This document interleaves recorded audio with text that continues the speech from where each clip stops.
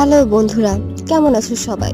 বরাবরের মতো আবারও তোমাদের মাঝে নতুন ভিডিও নিয়ে হাজির হলাম। আমাদের কাছে এক ভাই তার একটা সমস্যার কথা বলেছেন। আমি তার সমস্যাটি আপনাদের কাছে হুবহু তুলে ধরলাম। আমার নাম ফাহিম।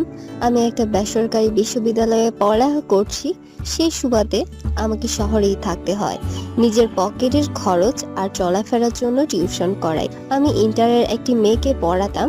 মেয়েটির নাম ছিল তানিয়া। তানিয়াকে পড়াচ্ছি প্রায় 6 মাস হয়েছে। এতদিন তার মাঝে কিছুই দেখিনি। হঠাৎ একটা জিনিস খেয়াল করলাম যে সে ইচ্ছে করে আমার হাতে তার হাত লাগায়, টেবিলের নিচ দিয়ে আমার পায়ে পা রাখে, তারপর সরি বলে। এইভাবে অনেক দিনে যাচ্ছিল, আমি কিছুই বলিনি। হঠাৎ একদিন তার ফ্যামিলির সবাই শপিং করতে মার্কেটে যায়। ওনারা বের হওয়ার সাথে সাথে ও গিয়ে দরজা লাগিয়ে দেয়, তারপর পড়তে বসে।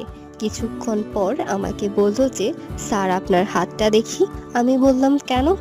সে বলল সে নাকি হাত দেখে মানুষের ফিউচার বলতে পারে।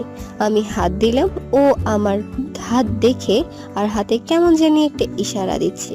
কিছুক্ষণ পর বুঝলাম ও কি বোঝাতে চাচ্ছে। আমার ভিতরেও তেমন কেমন জানি একটা হচ্ছিল, নিজেকে সামলাতে পারলাম না।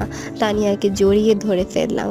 তারপর তার সাথে 45 থেকে 50 মিনিটের মতো করলাম। তখনই ওর বাসায় কেউ না থাকে, আমরা করা শুরু করে দেই। এখন আপু, আমার সমস্যা হচ্ছে যখন ওর সাথে করতাম কখনো কন্ডম পরতাম না। এখন ও যদি প্রেগনেন্ট হয়ে যায়, এটা নিয়ে আমি খুবই চিন্তায় আছি। তুমি আমাকে একটা সমাধান দাও।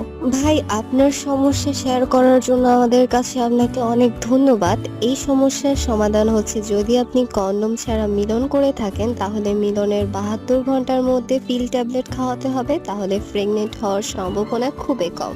আর একটি সমাধান হলো, যদি আপনি আপনার ছাত্রীর পিরিয়ডের আগের 10 দিন অথবা পরের 10 দিনের মধ্যে মিলন করে থাকেন তাহলে সে প্রেগনেন্ট হবে না। কিন্তু ভাই, আপনি কাজটি মোটেও ঠিক করেননি, কারণ পিতামাতা পরে কিন্তু শিক্ষকের স্থান। আপনার উচিত ছিল ওকে বাধা দেওয়া আর ওকে বোঝানো।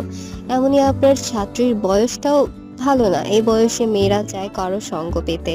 আপনার নিজেকে আরো সংগত করা দরকার ছিল। এখন কথা হচ্ছে, যদি আপনার ছাত্রী প্রেগনেন্ট হয়ে যায়, আপনার উচিত পারিবারিকভাবে ওকে বিয়ে করে নেওয়া। এর চেয়ে ভালো সমাধান আর কিছুই হতে পারে না। দর্শক, আপনারা কেউ এই ভাইয়ের মতো কোনো ভুল করবেন না। শিক্ষক ও ছাত্রীর সম্পর্ক কখনোই এমন হওয়া উচিত না। এমন সময় আসবে, নিজেকে সবসময় সংযত করে রাখবেন। আশা করি সবাই এই ভাইয়ের মতো কোনো ভুল করবেন না। ডক্টর স্নেহ চ্যানেলের সাথে থাকার জন্য সবাইকে ধন্যবাদ। আমার ভিডিওটি যদি আপনাদের ভালো লেগে থাকে, লাইক, কমেন্ট, শেয়ার করতে ভুলবেন না এবং আমাদের চ্যানেলটি সাবস্ক্রাইব করে আমার পাশেই থাকবেন। ধন্যবাদ সবাইকে।